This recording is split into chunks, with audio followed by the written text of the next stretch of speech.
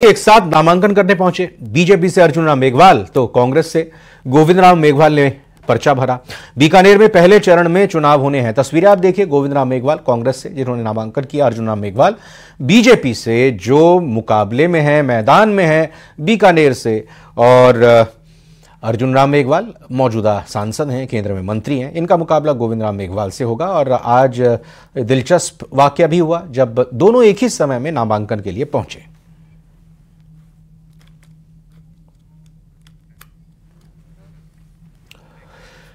जयपुर शहर से बीजेपी के टिकट पर मंजू शर्मा चुनावी मैदान में है। मंजू शर्मा के नामांकन भरने से पहले बीजेपी प्रदेश मुख्यालय पर जनसभा का आयोजन किया गया, जिसमें मुख्यमंत्री भजनलाल शर्मा, डिप्टी सीएम दिया कुमारी, प्रेमचंद बैरवा समेत कई नेता शामिल हुए। इस दौरान मुख्यमंत्री भजनलाल शर्मा ने कांग्रेस पार्टी पर जमकर निशाना साधा। सीएम भजनलाल शर्मा ने कहा कि कांग्रेस केवल भ्रष्टाचार और भ्रष्टाचारियों की पार्टी रह गई है।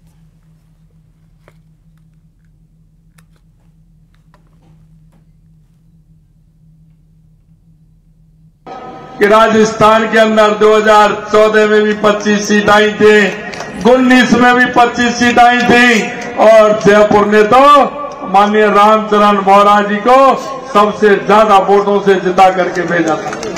कांग्रेस के लोग जिस तरह की चुनाव आते ही अफवाह फैलाने का काम करते हैं, झूठ बोलने का काम करते हैं, इन्होंने सिवाय झूठ के और भ्रष्टाचार के इस देश को और प्रदेश को कांग्रेस ने कुछ नहीं दिया। कांग्रेस भ्रष्टाचार में आकर डूबी हुई है। इसकी कहानी भ्रष्टाचार से प्रारंभ होती है और भ्रष्टाचार पर जाकर के खत्म हो जाती है। ये तुष्टीकरण के आधार पर चलने वाले हैं, ये तुष्टीकरण के आधार पर चलते हैं। आपने देखा होगा पिछले दिनों जो सरकार थे उसने राजस्थान के अंदर किस तरह की काम किए थे। हम उनसे कहना चाहते हैं, हम चेतावनी भी आपको देना चाहते हैं और कहना भी चाहते हैं, आपने जो काम कराए आप भी ले आइए। आपने कितनी थोड़ी घोषणाएं की है, आपका पूरा का पूरा चिट्ठा राजस्थान की जनता को जहां हम जा रहे हैं बता रहे हैं कि किस जिले में आपने कितनी घोषणाएं की है और कितने काम आज तक प्रारंभ नहीं हुए। ना उनकी बात मैं क्या करूं, उनकी वित्तीय स्वीकृति की क्या चले, अभी उनकी प्रशासनिक स्वीकृति नहीं है। भरतपुर में बीजेपी के लोकसभा प्रत्याशी रामस्वरूप कोली के नामांकन के दौरान पुलिस और बीजेपी नेताओं के बीच झगड़ा हो गया। मामला वैर विधायक बहादुर सिंह कोली के अंदर जाने को लेकर हुआ। उसके बाद पुलिस और बीजेपी कार्यकर्ता आपस में उलझते हुए नजर आए। दरअसल आदर्श आचार संहिता का पालन करते हुए पुलिस ने 5 लोगों को अंदर जाने की अनुमति दी और वैर विधायक बहादुर सिंह कोली को अंदर जाने से रोकने पर बीजेपी कार्यकर्ता और विधायक बहादुर सिंह कोली पुलिस पर भड़क गए और इस दौरान जमकर कहासुनी हुई। काफी देर के बाद गृह राज्य मंत्री जवाहर सिंह बेढम के बाहर निकलकर आए और फिर उनके हस्तक्षेप के बाद पुलिस के अधिकारियों ने वैर विधायक बहादुर सिंह कोली को अंदर जाने की अनुमति दी।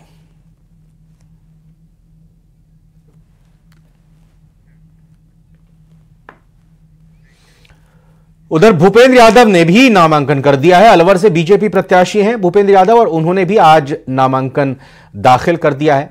साफ तौर पर भूपेंद्र यादव अलवर से बीजेपी प्रत्याशी के तौर पर अपनी किस्मत आजमा रहे हैं। जिस दौरान ये नामांकन करने के लिए गए तो भूपेंद्र यादव के साथ में देख सकते हैं पूर्व अलवर के सांसद, मौजूदा में विधायक बाबा बालकनाथ भी देखे जा सकते हैं और मंत्री राज्य सरकार में भी देखे जा सकते हैं। और एक तरह से कहा जाए कि भूपेंद्र यादव का यहाँ पर स्थानीय बीजेपी के नेताओं की तरफ से, मंत्री की तरफ से और साथ ही साथ पूर्व सांसद और मौजूदा विधायक बाबा बालकनाथ की तरफ से नामांकन कराया गया। भूपेंद्र यादव का मुकाबला ललित यादव से है। मुख्य तौर पर उन्हीं के बीच में टक्कर मानी जा रही है।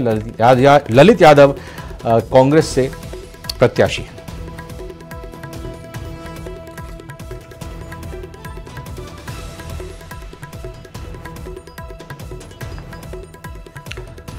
तो भूपेंद्र यादव ने नामांकन किया। इसके अलावा दौसा सीट पर कांग्रेस में बगावत देखने को मिल रही है। कांग्रेस नेता नरेश मीणा ने बगावत कर दिया। नरेश मीणा ने निर्दलीय नामांकन दाखिल कर दिया है। कांग्रेस ने मुरारीलाल मीणा को टिकट दिया है और अब नरेश मीणा ने निर्दलीय दावा ठोकते हुए अपना नामांकन दाखिल कर दिया है दौसा सीट पर। कांग्रेस में साफ तौर पर बगावत देखने में सामने आ रही है, जहां पर नरेश मीणा ने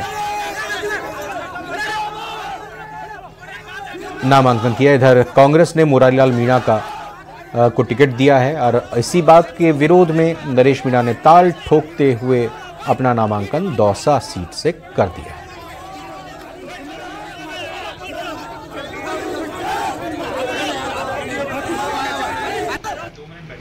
में नरेश मीणा की एंट्री के बाद जो पूरा मुकाबला है वो काफ़ी रोचक और त्रिकोणीय नज़र आ रहा है। नरेश मीणा हमारे साथ हैं। सर, आप 12 छपड़ा से इतनी दूर आकर चुनाव क्यों लड़ रहे हो और क्या आपको लग रहा है, क्योंकि आप 5 दिन पहले ही पार्टी में वापसी भी की थी आपने कांग्रेस में? देखो, मैंने छपड़ा से टिकट मांगा था, टिकट नहीं मिला तो मैं चुनाव लड़ा जनता के आधार पर। अभी भी मेरे को ये कहा गया कि आपको टिकट देंगे। जिस तरह से सबने टिकट कांग्रेस ज्वाइन करी, गुंजल साहब ने ज्वाइन की, राहुल कसवा ने ज्वाइन की, उम्मीद राम ने की, सबको टिकट दिया। मेरे में क्या कमी थी जो मुझे टिकट नहीं दिया?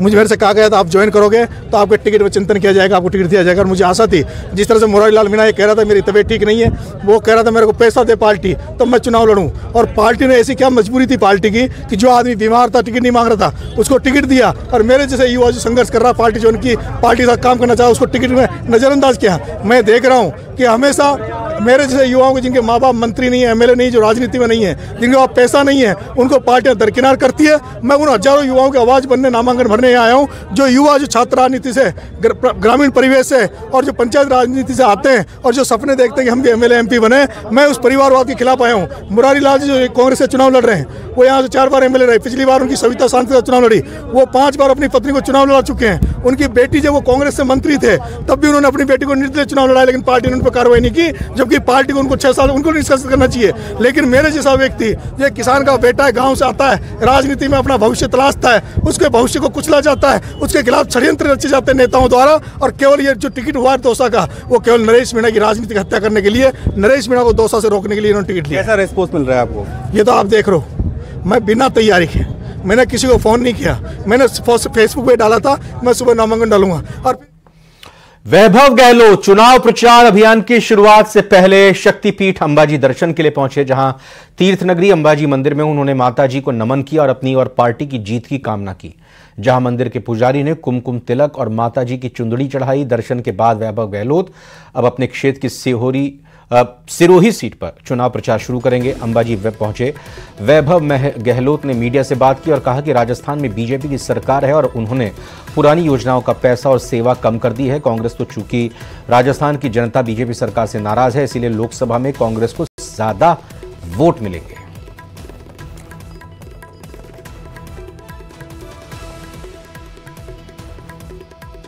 जालोर सिरोही संसदीय क्षेत्र से पार्टी ने मुझे प्रत्याशी बनाया है।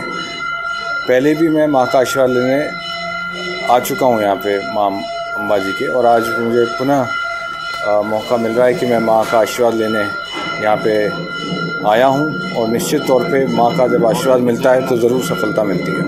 देखिए, इस बार राजस्थान में अच्छा माहौल है, और जिस तरीके से पिछले में कांग्रेस की सरकार थी, जो योजनाएं कांग्रेस की सरकार की थी, उसका अब लोगों ने उनको पश्चाताप है कि किस तरीके से भाजपा की सरकार जब से राजस्थान में आई है, वो कहीं ना कहीं उन योजनाओं में पैसा कम किया जा रहा है, उन योजनाओं को बंद करने का काम किया जा रहा है। तो जनता में उसके प्रति एक रिएक्शन है और उसका फ़ायदा कांग्रेस पार्टी को मिलेगा।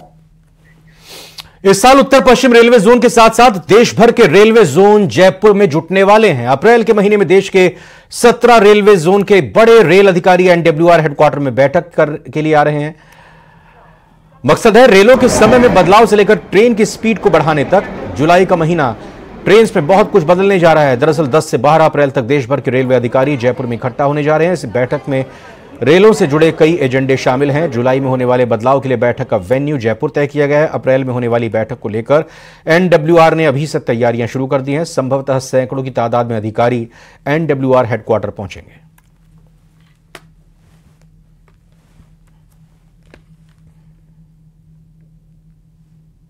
जो गाड़ियों का जो संचालन है या उनकी आवृत्ति में बढ़ावा है, मतलब उसके फेरे बढ़ाने का या कोई गाड़ी का विस्तार होना है, नई गाड़ियों का संचालन, ये टाइम टेबल कॉन्फ्रेंस की जाती है, जो कि पूरे भारतीय रेलवे स्तर पर की जाती है। Indian railway time table conference हम इसको कहते हैं। उसका आयोजन जयपुर में किया जा रहा है। उत्तर पश्चिम रेलवे द्वारा पहली बार ये जयपुर में आयोजन हो रहा है। सिरोही जिले में 400 करोड़ रुपए खर्च कर सीवेज का काम किया गया, लेकिन लोगों का आरोप है कि सीवर के काम में भारी लापरवाही बरती गई। आरोप है कि घर से सीवरेज कनेक्शन की पाइप गलत तरीके से डाली गई, जिसके चलते लोगों को भारी समस्या का सामना करना पड़ रहा है।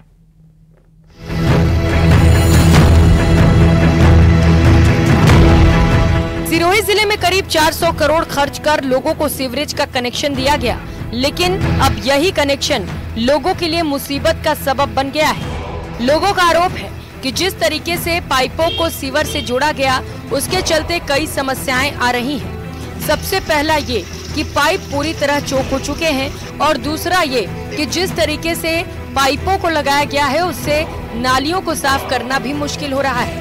ऐसे में लोगों को घरों में रहना और सड़कों पर चलना भी दुभर हो गया है। नाली भरी पड़ी है, देखो गंदगी की नाली भरी पड़ी। कैसे ये पाइपलाइन डाली से? हाँ, पाइपलाइन डाली से। पाइप में इतनी प्रॉब्लम हो रही है कि यहाँ कचरा जम रहा है, तो ना लोग यहाँ बैठ पा रहे हैं और ना ही वो कचरा निकाल पा रहे हैं। कि इस पाइप तो डाल दिया आपने, बट इसकी सुविधा इतनी नहीं मिल रही हमें कि हम इसे एडजस्ट कर पाए। स्थानीय लोगों ने कई बार इसकी शिकायत संबंधित विभाग से की, लेकिन कोई सुनवाई नहीं हुई। वहीं न्यूज़ 18 राजस्थान ने जब संबंधित विभाग से इस बात की जानकारी मांगी, तो उन्होंने कैमरे पर कुछ भी बोलने से इनकार कर दिया।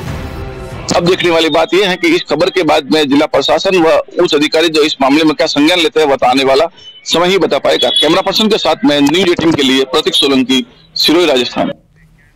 राजस्थान हाईकोर्ट द्वारा बूंदी राज परिवार की संपत्ति को लेकर पूर्व केंद्रीय मंत्री भंवर जितेंद्र सिंह द्वारा दायर की गई याचिका को खारिज कर दिए जाने के बाद आज ब्रिगेडियर भूपेश सिंह हाडा के नेतृत्व में शहर के लोगों ने गढ़ पैलेस और मोती महल की ओर कूचकर ताले तोड़कर कब्जे का प्रयास किया। सूचना मिलने के बाद मौके पर पुलिस प्रशासन के अधिकारियों ने समझाइश कर भीड़ को वापस भिजवाकर शांति भंग में ब्रिगेडियर भूपेश सिंह हाडा समेत 6 साथियों को पकड़ा है।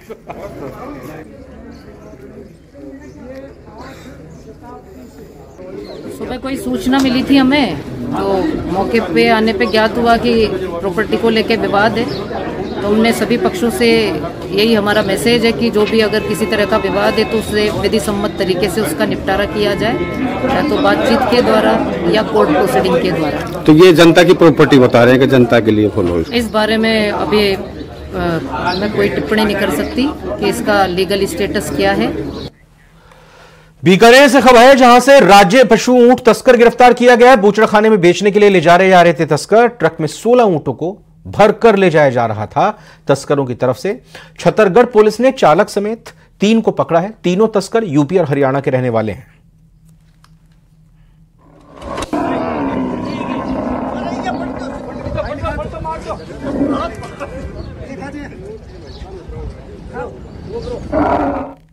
ऑपरेशन मरु वज्र प्रहार के तहत सांगड़ पुलिस और लाठी पुलिस ने अवैध टोपीदार बंदूक रखने वाले आरोपियों के खिलाफ कार्रवाई की है। सांगड़ पुलिस ने आरोपियों के कब्जे से अवैध एक नाली टोपीदार बंदूक, 12 बोर के 10 जिंदा कारतूस बरामद किए हैं। सांगड़ थानाधिकारी राजेश कुमार ने कहा कि आरोपी को गिरफ्तार कर उसके खिलाफ कड़ी कार्रवाई की जा रही है।